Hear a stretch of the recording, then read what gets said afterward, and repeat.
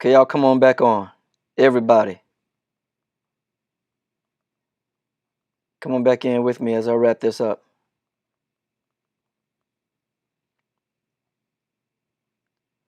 All right.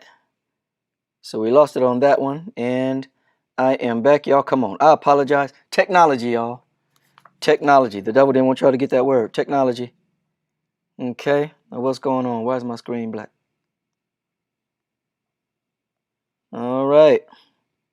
We are back. I think. I hope. Holla if you hear me. Holla if you hear me. I'm still going to deal with this final point of the final point.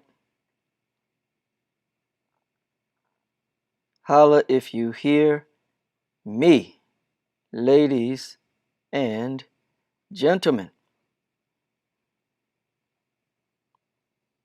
Okay.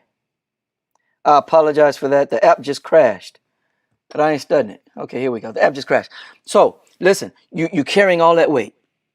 You're carrying all that weight. After a while, injuries happen. You got to do what the competitors do. Get you some help. You got to get some help, whether it's from the ortho guy, it may be with a therapist, physical therapist, or whomever. Get you some help. Get you some help. Reach out and get some help through the intergenerational relationships that God has brought into your life. Get some help. Get some help. Here's the final thing. This faith helps us with struggles that are prevalent.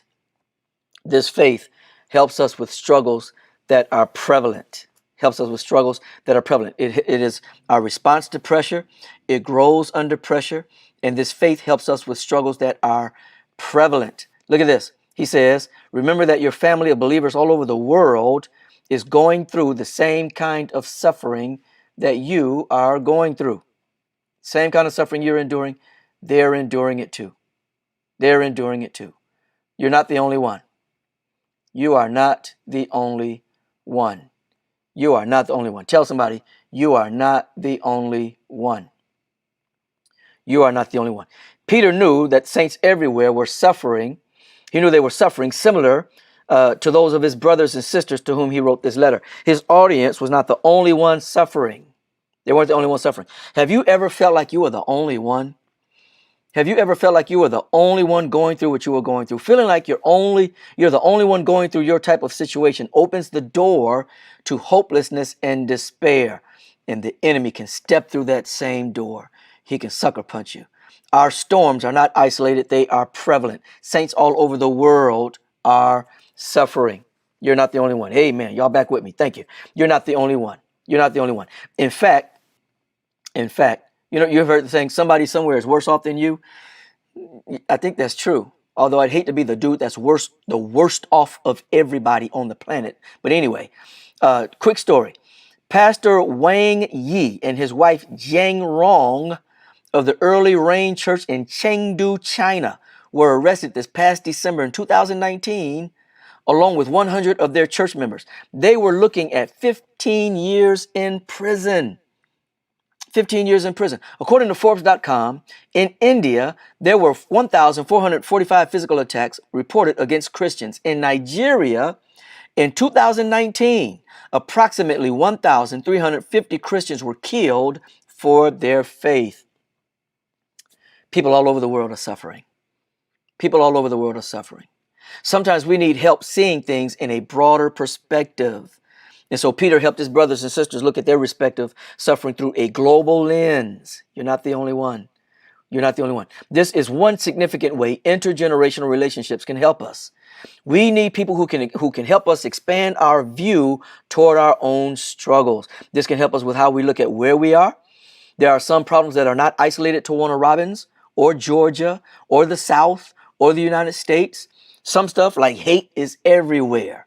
The Ronas is everywhere. Sickness and disease is everywhere. Corruption is everywhere. Having intergenerational relationships can help us with how we look at people. There's some good and bad in any group you can mention. So every believer everywhere is suffering. So broaden your perspective of what the Lord is doing to fight other folks' battles around the world. Other folks' battles. Because as he fights their battles, He can fight yours. So praise God for the intergenerational relationships to help us to be strong in our faith and how we're still trusting God. Still trusting God. Praise God for that church mother who inspires us to yet trust God. Praise God for that father figure who helps us to yet trust God. Praise God for the innocence of our babies, our children, young adults even, who inspire us to yet trust God. Trust God. Trust God. This is one reason, again, why these connections in this season is so critical. When you can't get back to the building, when you can't get to the events, relationships, man, your relationships. I truly believe that the church now, especially in America, must become more relationship centered, more relationship focused. Our investing in relationships and not only depositing into relationships, but withdrawing from relationships has to become more central in our churches and in our lives. So I'm curious, who are you going to call? Who are you going to text? Who are you going to email? Who are you going to send that card or write a letter? Remember way back when we wrote letters? Who can you write just to encourage them, inspire them? Who can you call just to check on them? Let them know you're thinking about them. Let's do that. Let's do that. Don't sit back and wait on folk to call you. Don't sit back and complain about who is not texting you or checking on you. I want you to check on people, to check in with people, engage in conversations with folks older than you, younger than you. Let's glean from one another, gain from one another, allow other people to add value into our lives, and trust God to use you to add value to others as well. We can find strength in one another. I pray that you do it, especially in this season, especially in this season where churches aren't meeting like they used to. We're not putting on the events like we used to. And some people, unfortunately, don't have joy like they used to have. They don't have the faith that they used to have. We can change that. We can change that. So let's do it. Let's do it. I apologize again for the technological mishap. The devil tried to jump in and intervene, but we got back on and prevailed. Y'all have a great Thursday evening. If you're going to watch this later on, whatever day you're watching this, I pray that you enjoy the day. I pray that you have people in your life who are older than you, younger than you, who bless you, strengthen you, encourage you, inspire you, infuse you with strength. And I pray that you return the favor to where it's mutually a mutual blessing, mutual submission, mutual respect, mutual kindness. And may God continue to bless and keep all of us is my prayer for you. Love you. We'll holler at you next time. In the meantime, be encouraged and enjoy the journey.